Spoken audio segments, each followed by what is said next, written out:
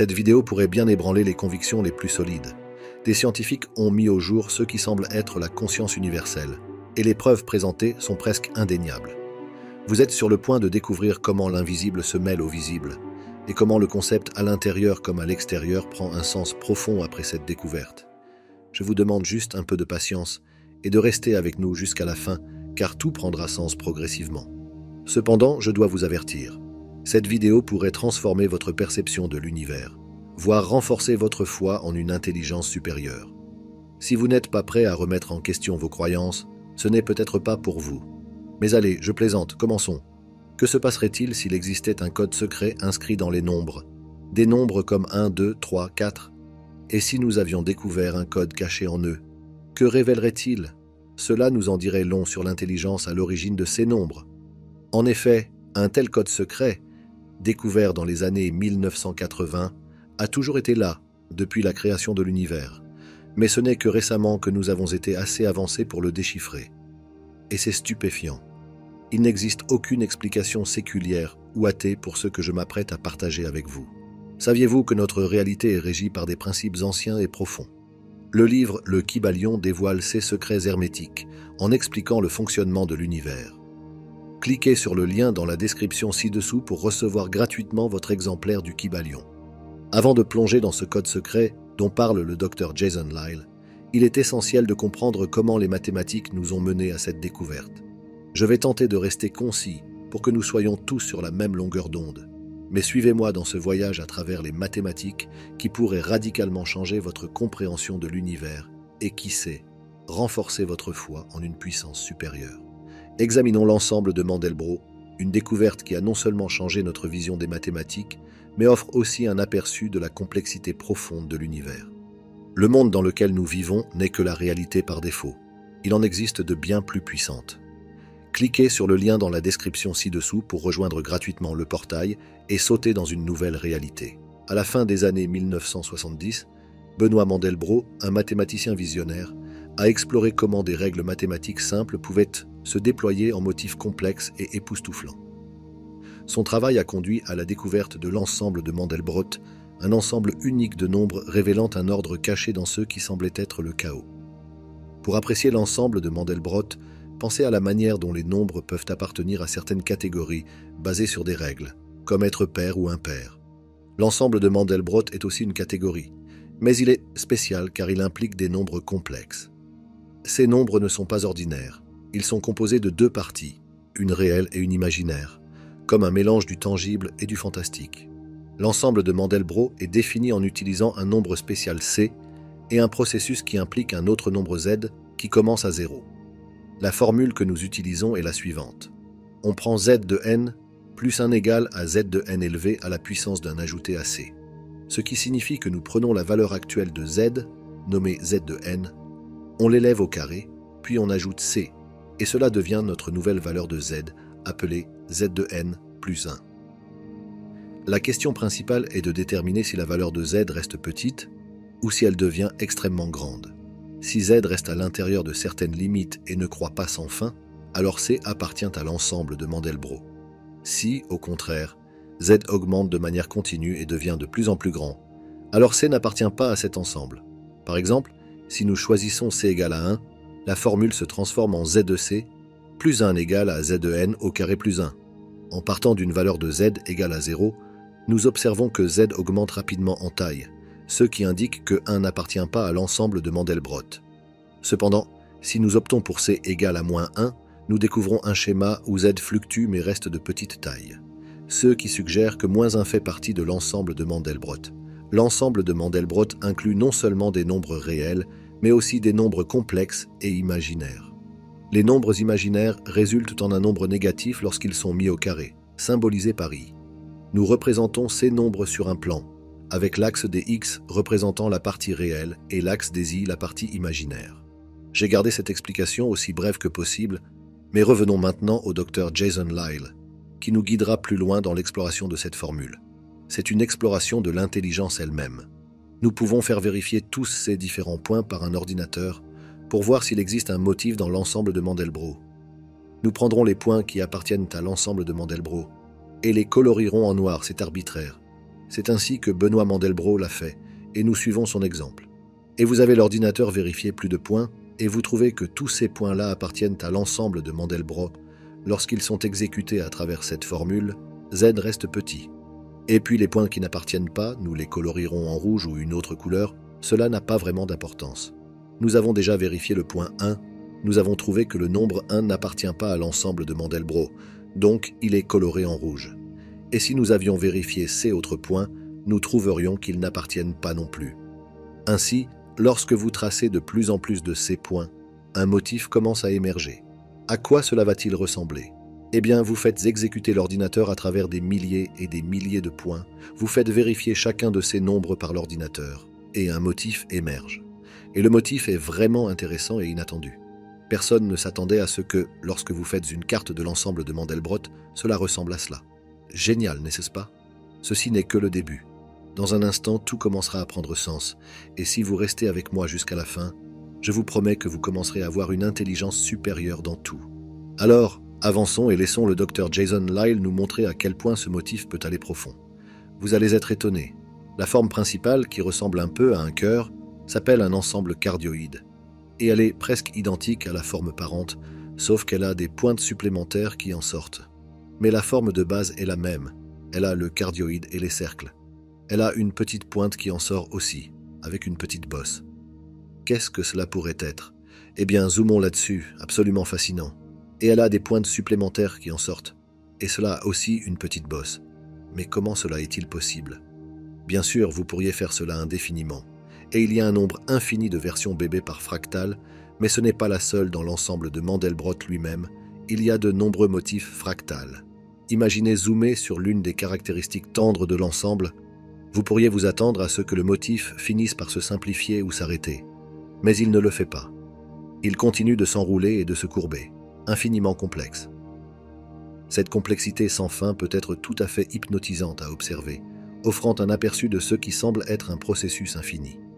L'ensemble de Mandelbrot offre une fenêtre sur la compréhension de l'infini, insinuant au cœur de l'infini mathématique, mettant en évidence la beauté à couper le souffle et la créativité sans limite inhérente à la conception de Dieu. Cette exploration n'est pas seulement une observation de motifs, c'est un témoignage de la danse des mathématiques en tant que reflet de la conscience universelle. Tout cela, juste une carte de quels nombres appartiennent à cette petite formule lorsqu'ils sont exécutés à travers cet algorithme.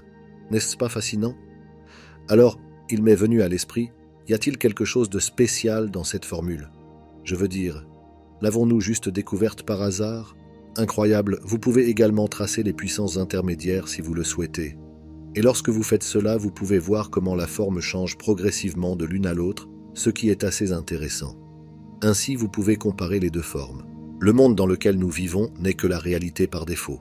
Il en existe de bien plus puissantes. Cliquez sur le lien dans la description ci-dessous pour rejoindre gratuitement le portail et sauter dans une nouvelle réalité. Que signifie la beauté et la complexité des fractales? Les fractales sont indéniablement belles et complexes, mais quelle est la source de cette beauté?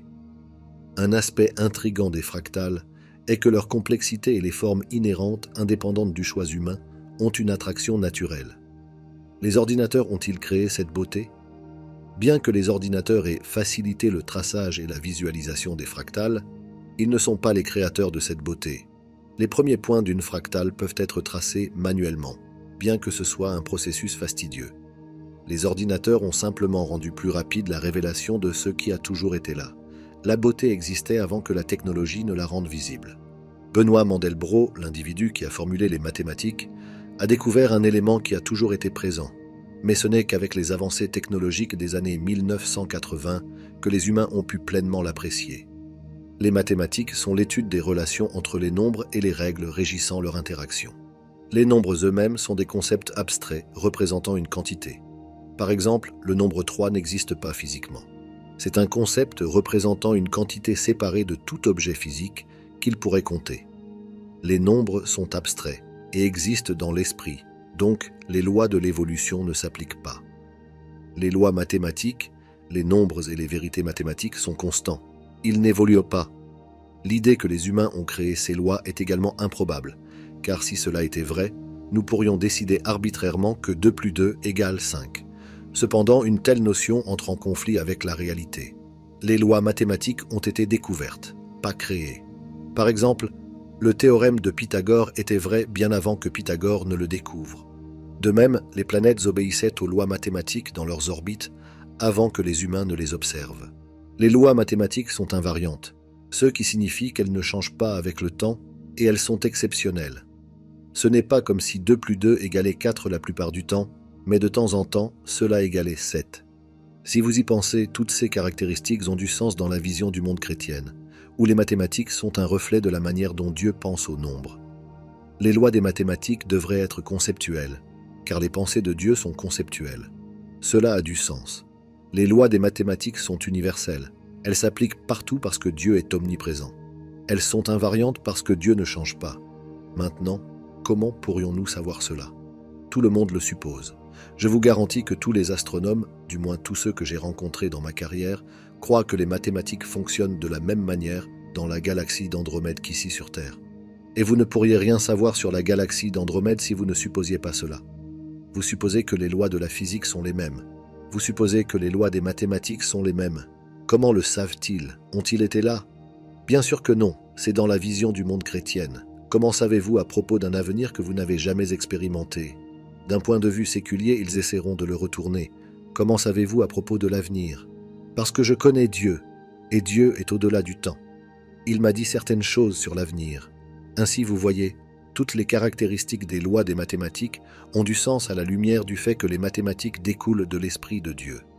Le naturaliste a cependant un dilemme, car les lois des mathématiques sont conceptuelles, elles existent dans l'esprit. Nous savons que quelque chose est un concept, cela existe dans l'esprit.